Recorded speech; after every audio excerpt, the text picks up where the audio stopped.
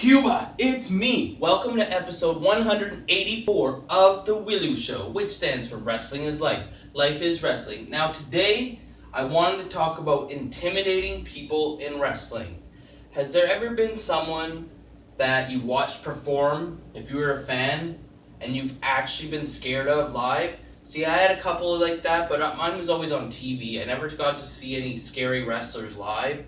Um, Actually, I guess that's not really true. In 1996, I saw Vader, and that's where I bought this shirt.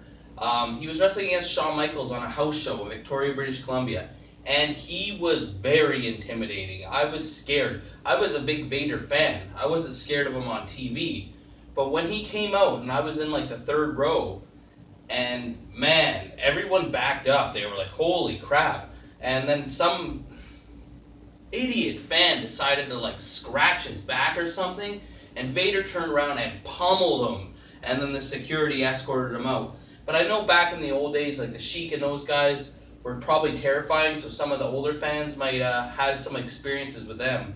But for me, my personal experiences, once I got in the business, I started going around and doing shows, and I met some people, and sometimes their reputation would precede them. You'd hear about how crazy they were, or how hardcore they were, or how tough they were, and like, oh, you don't want to mess with this guy or that guy.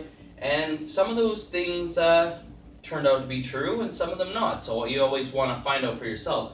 The first person that I was ever extremely intimidated by in wrestling was Geza Coleman. Now, before he came into the wrestling school, I met him in the year 2000. But before he came into the school, people were talking him up. Oh yeah, Geza. You don't want to. You make sure you shake his hand and be polite and don't say anything out of place. He used to be in UFC. He trained with Dan Severn. He trained with the Malenkos. And needless to say, I was pretty scared when I seen him walk in for the first time. I just shook his hand, said nice to meet you, told him my name.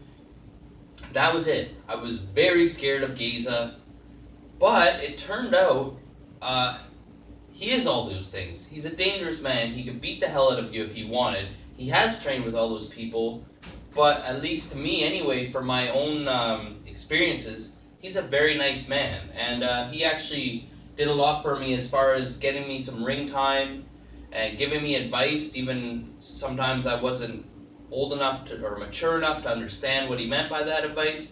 So Geza was someone that I was really intimidated by, and even to this day, where I think I could consider him a friend. I mean, we talk sometimes.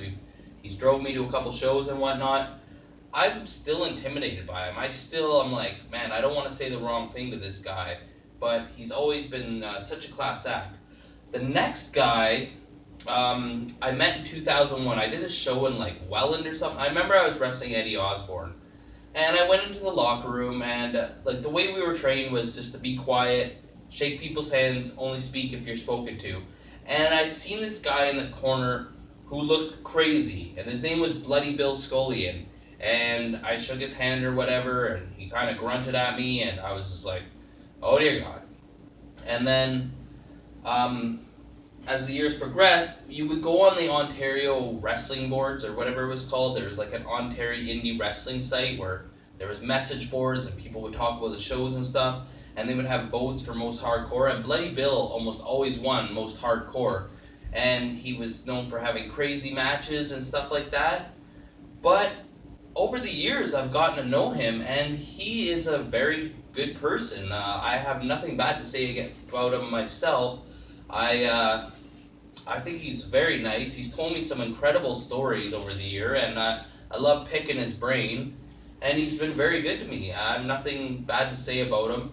And everybody has their own experiences with him. Most people would say he's a good person, and yes, he is a little bit crazy still, though. Like some of the things he puts his body through, for sure. But like I said, you have to find out for yourself. And the other person I was intimidated by, also from the Ontario Wrestling Message Board, was the Notorious PID. I'd heard about some of the crazy matches he's had against Bloody Bill and others, and he was always voted one of the most hardcore wrestlers. And then like a lot of them too, I'd be in the locker room with them or something, and they were like polite to me. Because I was quiet, I would just shake their hand or whatever. And then you would see how they were to other people, and you're like, well, he's not such a bad guy.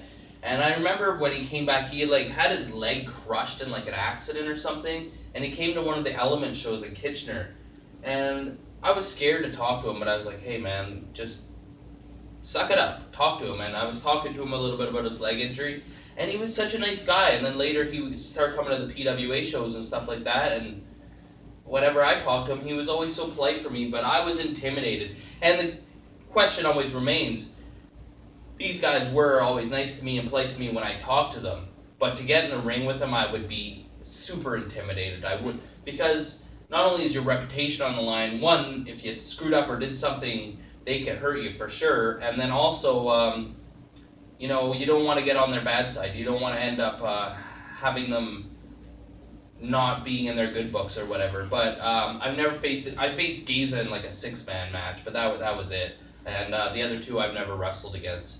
But I want to know from you as a wrestler, who is some of the wrestlers when you broke into the business or started with a new promotion or someone had a reputation